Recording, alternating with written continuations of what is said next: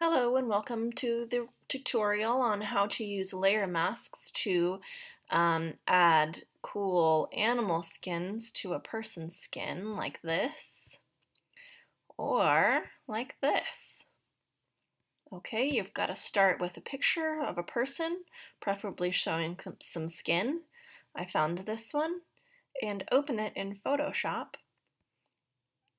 In order to do this, you also will have need to watch the tutorial on how to use layer masks using black and white and also using different shades of gray.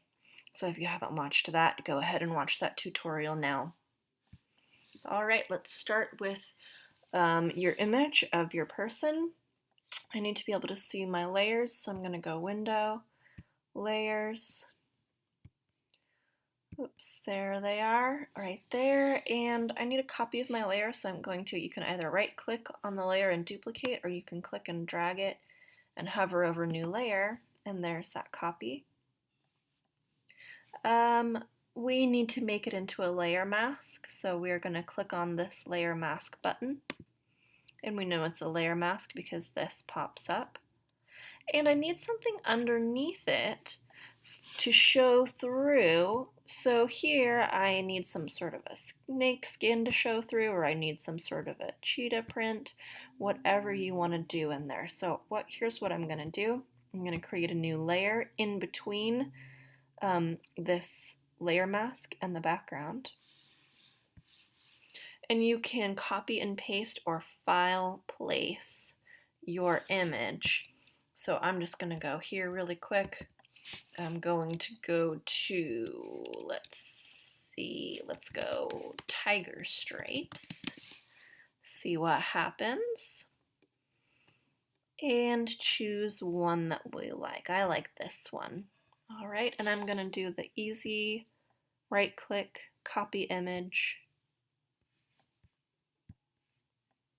and I have my layer selected, so I can click Control V, paste.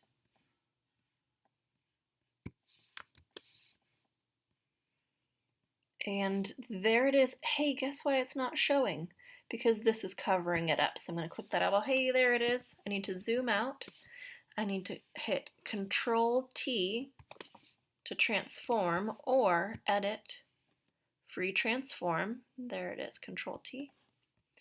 And bring it down in size, holding Shift the whole time.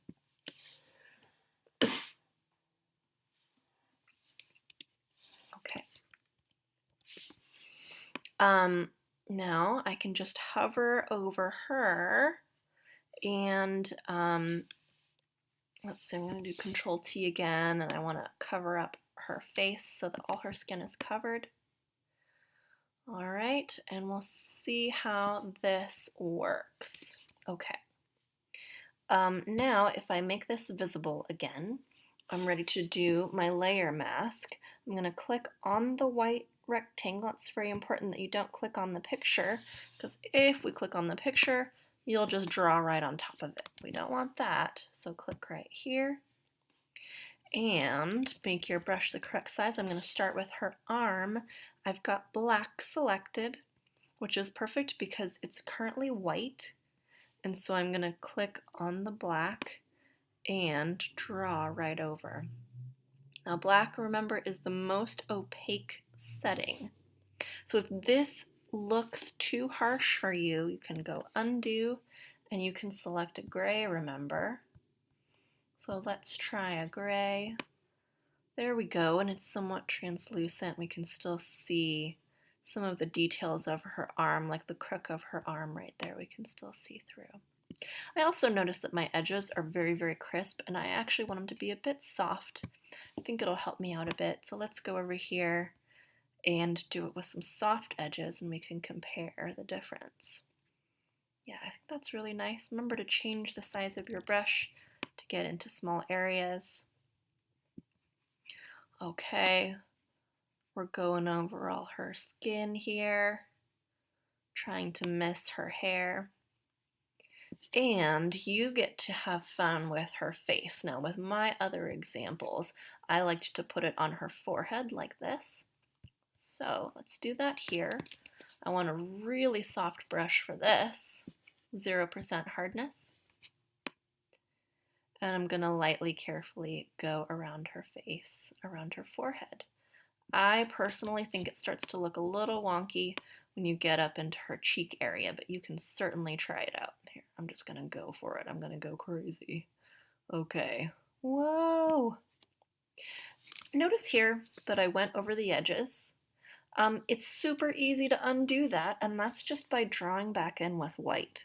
I know that white is the right color to draw back in with because when I look over here at my layer mask, the background is white.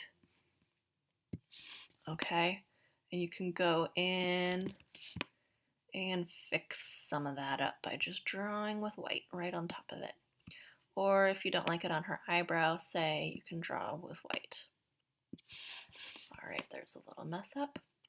Okay, so we've got a nice transparent, translucent layer right here. We can now go in with a little bit darker, say on her shoulders, and maybe a little bit more on her forehead. So I'm going to need a darker gray. And when I do that, the stripes are more pronounced. It looks more like a tiger. Okay.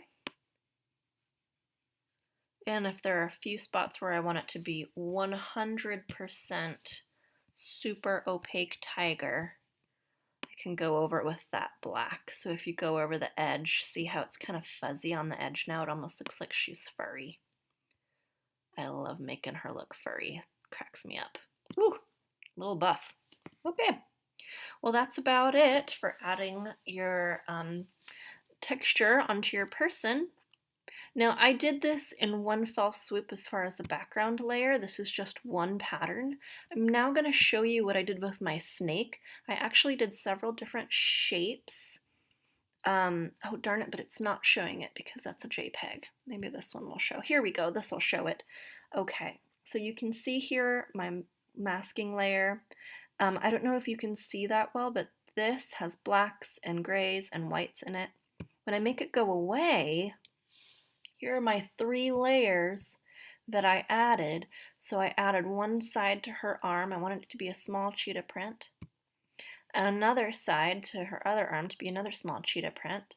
And I knew that I wanted this to show through on her chest as well. And I added a cheetah face because I wanted that special marking on the forehead so that when this showed through, it would look like a cheetah forehead.